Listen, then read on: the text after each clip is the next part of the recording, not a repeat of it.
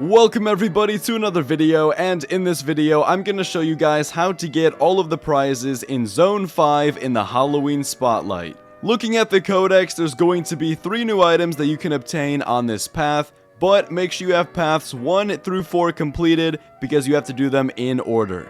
I have tutorials on how to do all of the previous zones, so go check them out if you need them. For this zone, you're going to need 6 keys and 7 runes. That is to unlock the path and then to buy the final item, which requires the keys.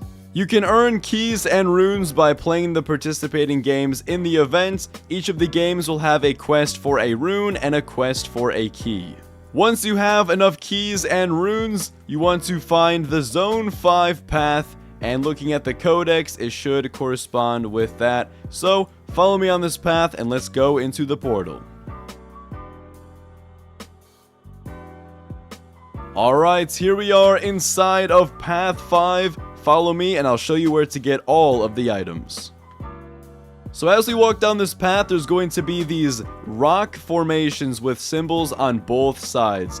Now, these symbols are important to figuring out the puzzles, except you can do it without knowing those signs as well. I find it a little bit complicated, so honestly, I just try to guess, and it seems to be a little bit faster. So right here, our goal is we're trying to get to this side right here. Now, honestly, I recommend just jumping, and you'll find out if the platform is the right one or not, just by doing this. So, just jump on the platforms, you'll know if it's right if they turn red, and if they're not right, then, well, you'll fall through.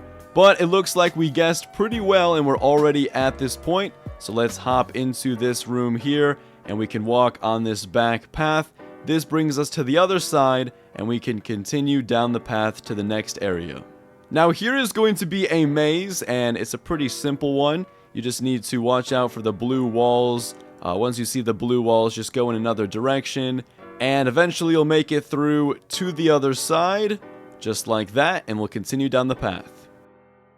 And here you're going to fall down into this cave, and there's going to be more stones with signs on them. And here is another complex puzzle with the stones. Now, there's 2 directions and there's 2 items that can be found in this area. One of them is to the right and one of them is to the left, but I recommend going to the right one first. So let's see if this one is correct. It is. Hop over here, and that one is not the right one, so we'll have to respawn. But try just making your way to the right, guessing which one of these stones are real. And just like that, we made it to the other side, and here is our first item, the Witch's Broom. This item is called the Spirited Broom. Now that we have our first item, we can go ahead and make our way back to the start. This time we're going to go to the left. So let's make some guesses and keep trying until we make it to the other side.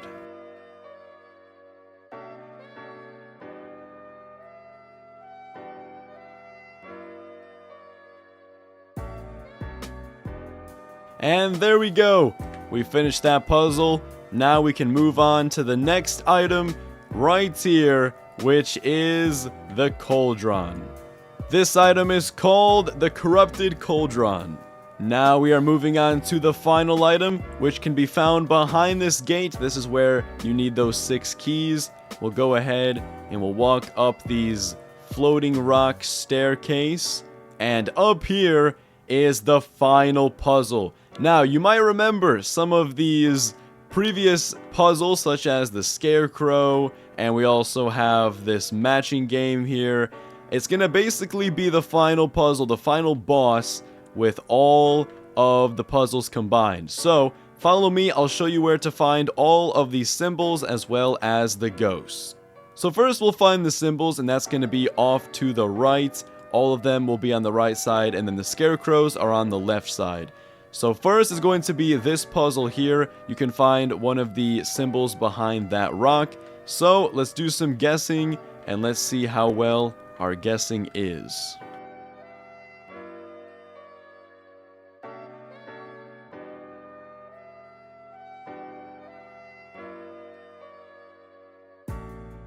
Alright, there we go.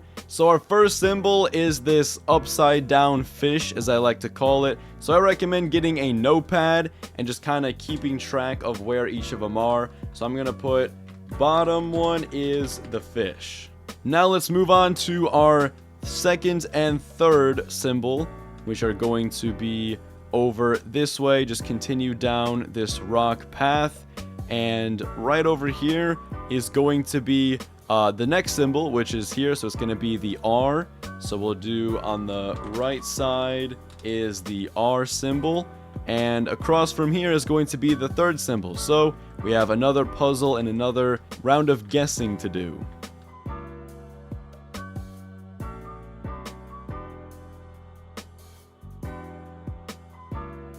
There we go, and on this side is going to be an F. So we'll say the left side is the F. The ghost scarecrows can be found in this maze. So it's going to be a maze just like we saw earlier, except this time there's going to be a floating, dangerous eyeball creature that goes throughout the maze. Make sure you do not interact with that. It will kill you. So just dodge it and be careful. Oh my gosh, it just killed me.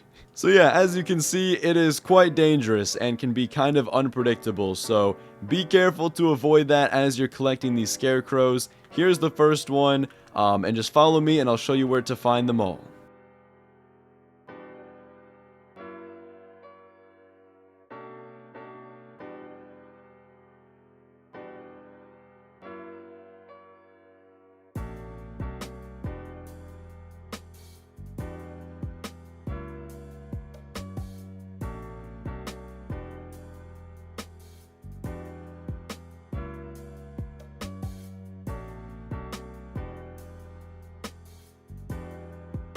And there is our final scarecrow. Let's make our way back before we die, and let's finish this puzzle. Okay, now let's go ahead and place all of our scarecrows in their places, just like that. And up here is where the board is going to be. So we need to look at our notepad from earlier. We know that the bottom one is the fish, the right one is the R, and the left one is the F. I'm honestly not sure where the final symbol location is, but since you have 3 of the 4, you can pretty much just guess on the final one. So I'm going to guess that the F is the top one, then we know that on the right is the R, and then on the bottom is the fish, and then on the left is the F again. There we go, I actually guessed perfectly. So on the other side is going to be the snake, the final item. There it is. This item is called the Slithering Sentinel. Now, if you want to get all of the alternate versions of these items, you'll have to spend Robux. And it's going to be 1,000 Robux for all of the cursed items, or you can buy them individually, but that's how you get the other alternate versions. So that is how to get all of the prizes in Zone 5 in the Halloween Spotlight. Make sure you guys drop a like on this video if you found it helpful, and subscribe for more Roblox event content. Thank you so much for watching, and good luck getting all the prizes in Zone 5.